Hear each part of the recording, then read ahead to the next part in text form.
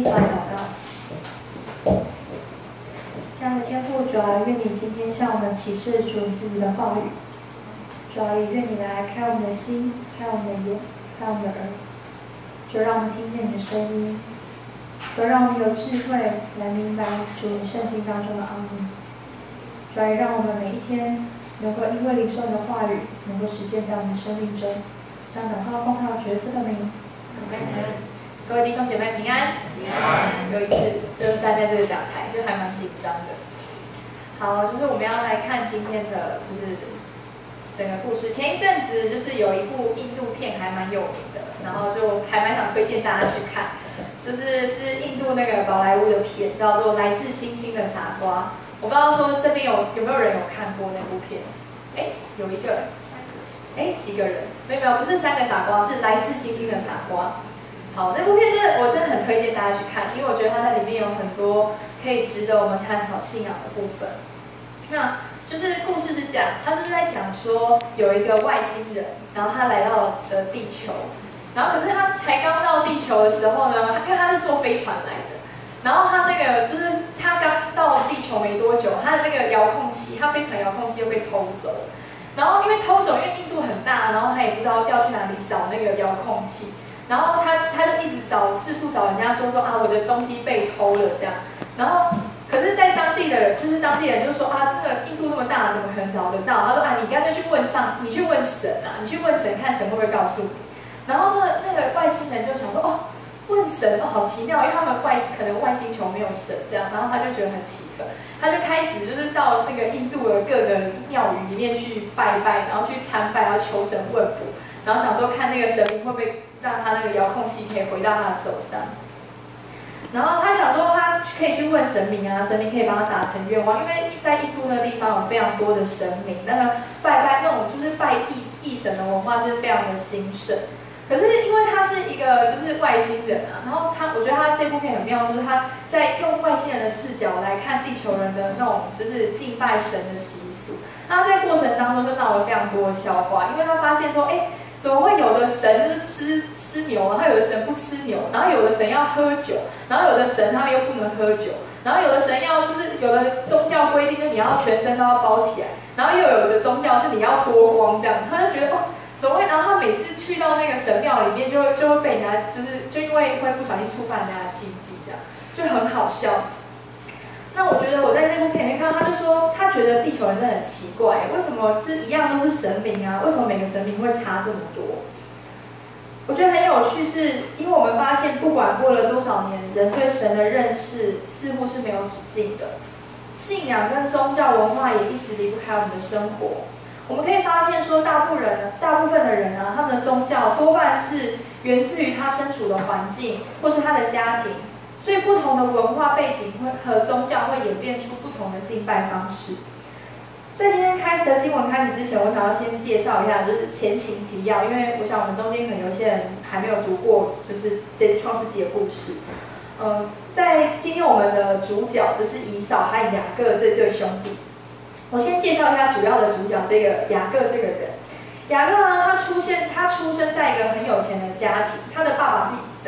以撒的再往上，他的爸爸是亚伯拉罕这样，所以他是有一个很良好的信仰背景跟传统，而且他的父亲以撒当时就是已经是一方财主，所以可以想象就是虽然他们是游牧民族，可能就是不愁吃穿啊。那你可以在前面的经文当中你会发现哦，雅各他里面有记载说，雅各常年待在帐篷里。然后他不像他哥哥都出去打猎啊，辛勤工作。可是这个弟弟雅各呢？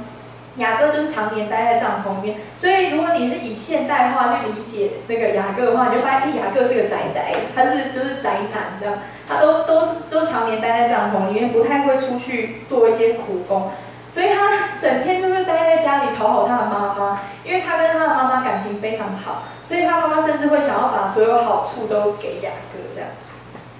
所以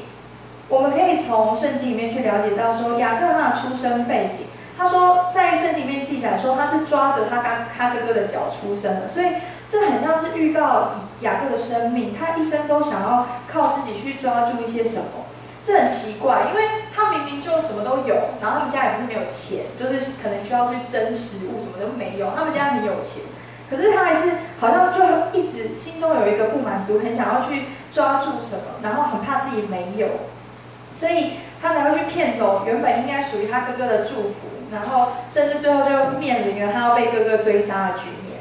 好，今天的故事呢，就来到说雅各他逃出他的家乡，就是因为他当初他的父母就是反正他妈妈就帮他编了一个理由，然后就是说啊，那你就去外地娶一个，就是你不是回外地啊，就是你就回去我们本族本家娶一个我们本族本家的女子。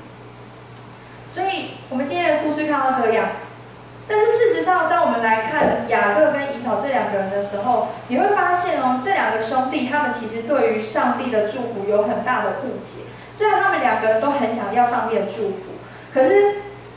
他们两个人对上帝给他们的祝福是有不同的看法。以扫他从一开始就轻看上帝的给他的祝福，他虽然很想要，可是他并没有把这个祝福当作是一个很珍贵的东西，而且他不在意他的身份，因为在以色列的传统当中，如果是以严格的传统，就是他们也是有严格跟不严格。那严格的传统像是就是以扫他们家庭的话，他们只有嫡长子，就是他是必须要是正妻的老婆的大儿子才有办法继承他们家业。也就是说，雅各其实他是1毛钱都领不到的。他如果说他的父亲过世，他1毛都领不到，只有以扫可以领得到。可是以扫很奇怪哦，他明明就知道这件事情哦，可是他却在那个雅各就是拿一碗红豆汤跟他说：“你跟我换你长子的名分。”结果以扫竟然就说：“啊，这个长子名分对我来说有什么益处呢？你要就拿去好了。”所以对以扫来说，长子的名分跟祝福还比不上一碗红豆汤。他不只是轻看他自己的身份，而且还连带的轻看了神去赋予他父亲可以给他祝福的这个权柄。所以以扫从始至终他都不明白祝福的真意。甚至我们可以从前面的经文看到，在前面几章的地方提到，因为以撒他当初就是以撒想要他儿子去本族本家娶一个他们本族本家的女子的时候，他是祝福雅各。结果呢，以扫看到他就是以撒祝福雅各，所以他就想说，哦，是不是我只要讨好我爸爸就可以有这个祝福？然后他就是有样学样这样，然后他就也娶了他的那个以实玛利的女儿，就是玛哈拉。可是他完全没有搞清楚状况，是神的祝福根本从头到尾不是以撒他开不开心能够决定的。所以以扫他对于上帝的祝福，他有非常大误解，他从头到尾都不明白。我们再来看雅各，这个骗子他骗走了上帝，他骗走了父亲的祝福，然后又骗走了哥哥的名分，占尽了家里一切的好处，甚至他可能沾沾自喜，觉得说啊，他的哥哥以扫是个白痴。但是其实雅各他没有想到，他其实大错特错。他竟然以为他可以靠着一些小聪明去骗取父亲的祝福，好让自己成为名正言顺的继承人。但是上帝的祝福根本不是他所想象的这样。今天的故事让我们一起来了解雅各的盲点是什么。故事一开始提到雅各出了别是巴向哈兰走去，他走到一个地方，因为天色已晚，所以他就在那里住宿。他拾起一块那个地方的石头，就枕在头下，在那里躺卧睡。我们刚刚有提到雅各是个宅宅，他其实常年在帐篷里，所以虽然他们是游牧民族，但是露宿野外这种事情他可能不太熟悉。你想想看，他从前是一个有钱人，他可能就是吃饭来张口，茶来伸手，然后有其他仆人服侍他。可是他现在竟然凄惨到一个情境，是他连睡觉的地方都没有，连枕头、连床都没有，直接拿一个石头来，他就要睡。因为他用不对的方式去领受不属于他的祝福，以至于最后导致的后果是，他必须要有一段很长时间流落在外，他必须要付上代价，有家却不能回。原本他的家乡应该是他最安全的依靠。而且甚至在以撒的祝福当中有提到要应许把这些土地都赐给他，可是他明明这些土地都已经是要赐给他，他却没有办法在这个时候他却没有办法去享受，因为他用错误的方式去领受，使他不止不能得到这份产业，还要被迫逃离他的家乡。可是故事还没有结束，就在雅各逃离家乡的路上，却发生了一件大事，彻底转变了雅各的生命。天晚上雅各做了一个梦，在梦中他看见一个梯子立在地上，梯子的头顶顶着天，有上帝的使者在梯子上上去下来，而耶和华就站在梯子以上，说：“我是耶和华亚伯拉罕的上帝，也是以撒的上帝。我要将你现在所躺卧之地赐给你和你的后裔。你的后裔必像地上的尘沙那样多，必向东西南北展开。地上万族都要因你和你的后裔得福。我也要与你同在。你无论往哪里去，我必保佑你，领你归回这地。我总不离弃你，直到我成全了向你所应许的。”这句话说完，雅各就醒了。当他醒来的时候，他就很惊奇说：“耶和华竟在这里，我竟然不知道。”弟兄姐妹，你知道吗？在这段经节当中的重点不只是耶和华巴拉巴拉讲了一堆，就是再一次重复他要给予雅各的祝福，而是更重要的是，他一直要告诉雅各：“我与你同在。”我们知道雅各有很丰富的生活资产，甚至是属灵的产业。他的信仰是传承自他的祖父亚伯拉罕跟以撒。这些人过去都曾经经历神非常奇妙的带领跟祝福。身为这些信仰前辈的后裔，他应该要是非常了解这个信仰。可是可惜的是，了解这个信仰跟经历这个信仰有很大的差距。在我们这个信仰当中，你知道不等于你相信，你相信不一定等于你认同，你认同不一定等于你自己经历。以扫和雅各生在这个充满神祝福的家族当中，可是他却没有明白一件事情，就是亚伯拉罕和以撒他们如此蒙福的原因，是因为上帝与他们同在，是因为他们自己亲自去经历神，而且他们愿意让神在他们的生命当中发生改变。雅各他不明白祝福的真意，即使耶和华向雅各显现，承诺上帝他要向雅各实现神的祝福，可是雅各仍然不明白。如果你看后面的几个经节，就是在我们今天最后一个经节，前面耶和华应许他说：“我要将一切的好处，我要将这地赐给你，我要使你的后裔如同尘沙那么多，要向东西南北都展开。”可是你看雅各回应上帝说了什么？可不可以帮我们看一下？雅各说什么？如果你使我平平安安的回到我父那里去，我必认你为我的主。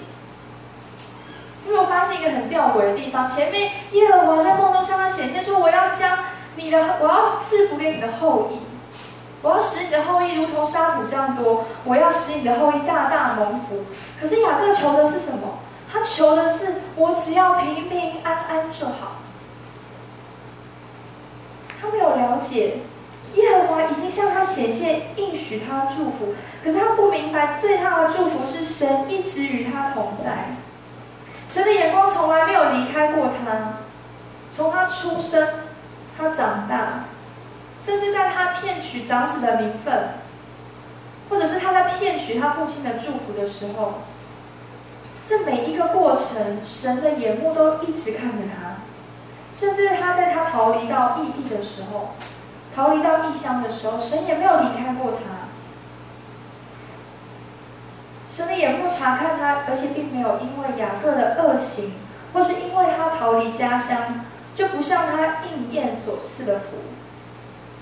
雅各说：“耶和华在这里，我竟然不知道。”代表他可能原本是以为上帝只存在他的家族，只存在他的家乡，存在他的家里，但他没有想到的是，上帝其实一直与他同在。从他出了他的家，离开别是巴，进入哈兰，直到伯特利，这段长远的旅程当中，这一路神都依然与他同行。亲爱的弟兄姐妹，从今天的经文当中，我们可以看到，上帝他不只是一个存在教会里面的上帝，他也不是一个只存在你的思考里面的上帝，而是你需要一个有神同在、真实同在在你生命当中的人生，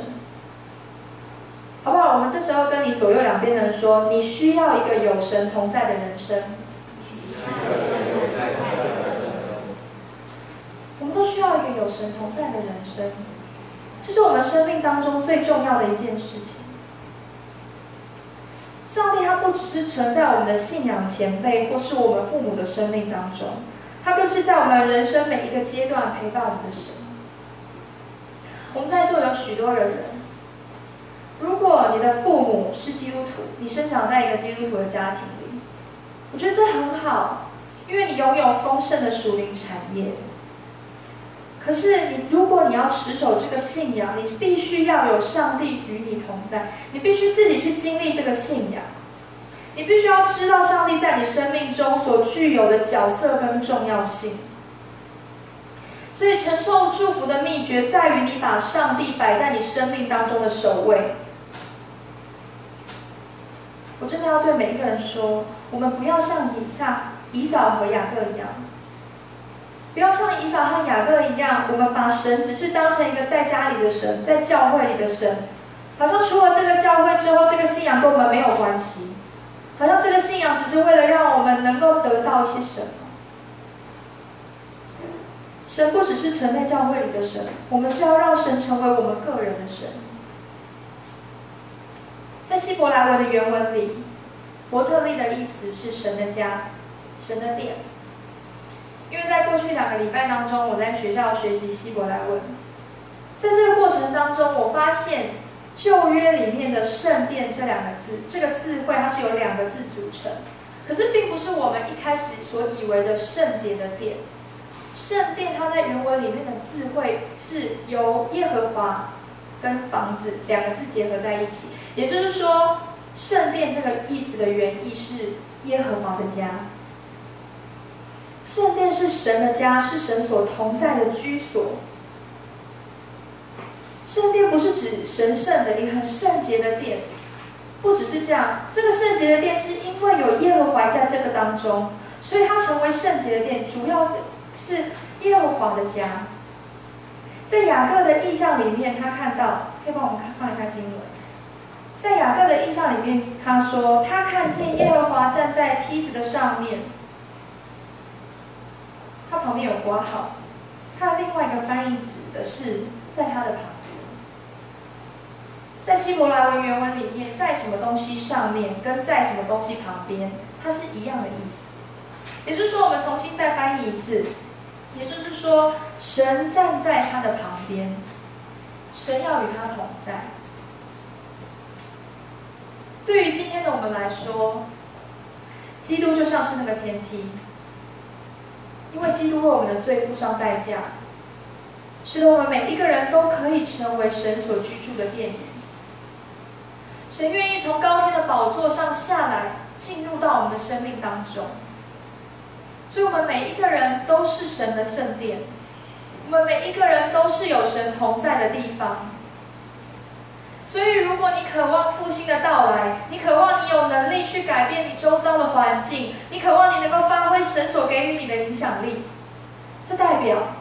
我们必须要先让神在我们的生命中发挥他的影响力。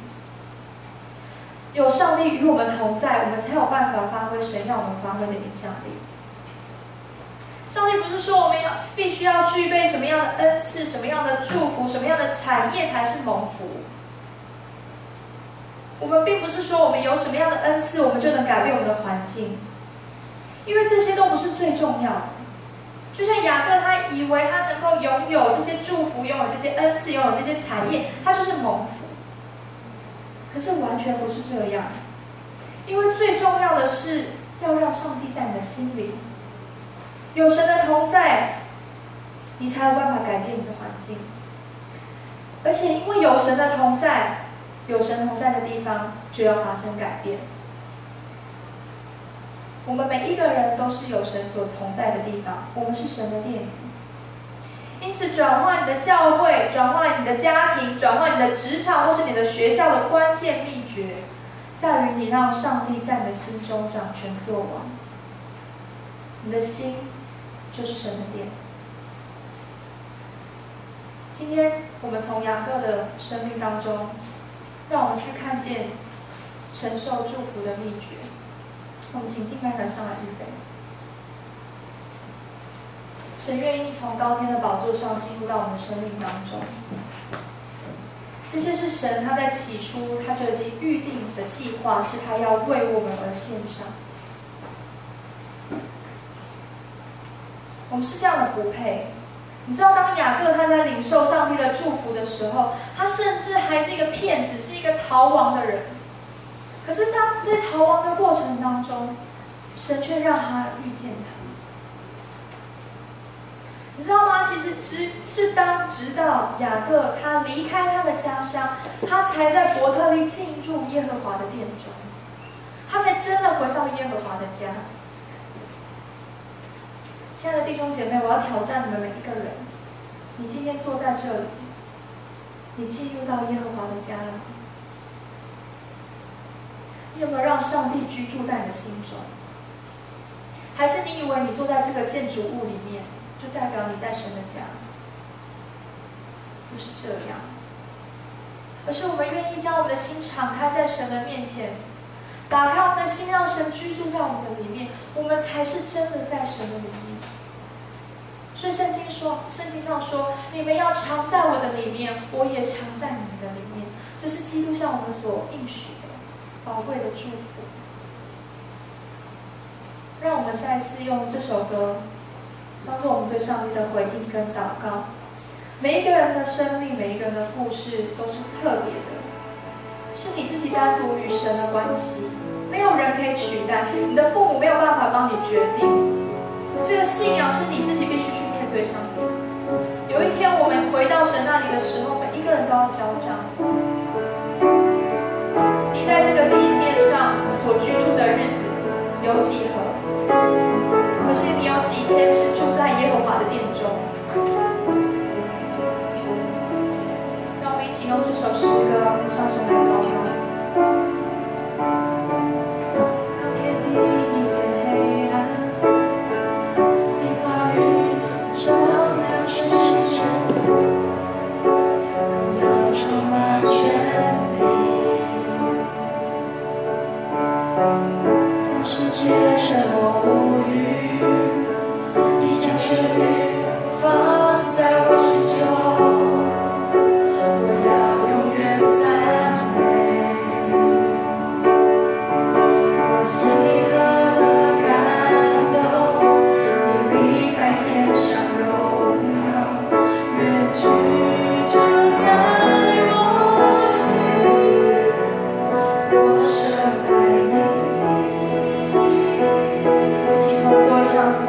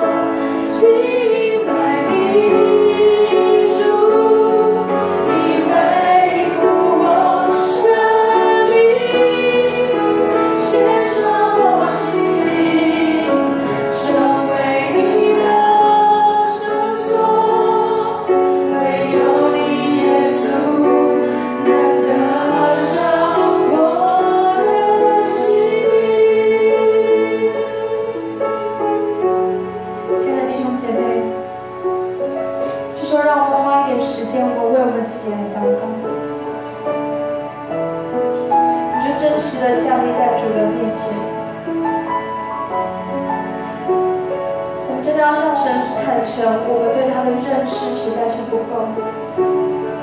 我们对圣经的认识也不够。主啊，但是我们要对主说，主啊，我们愿意更真实的来遇见你，更真实的来面对你。主啊，你帮助我们每一个人敞开我们的心。主，我们不要错过你的同在。主啊，若你今天就在这里，那么我们要遇见你。我们同声开口为我们自己来祷告。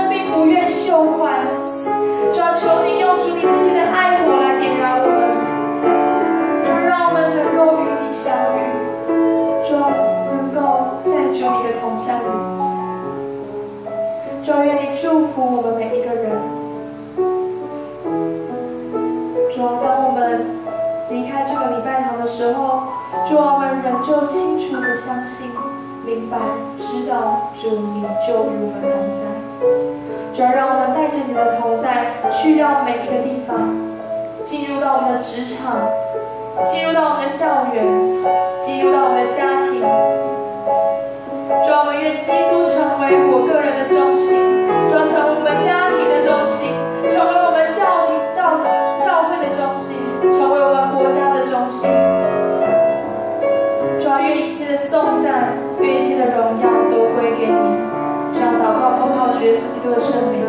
阿门。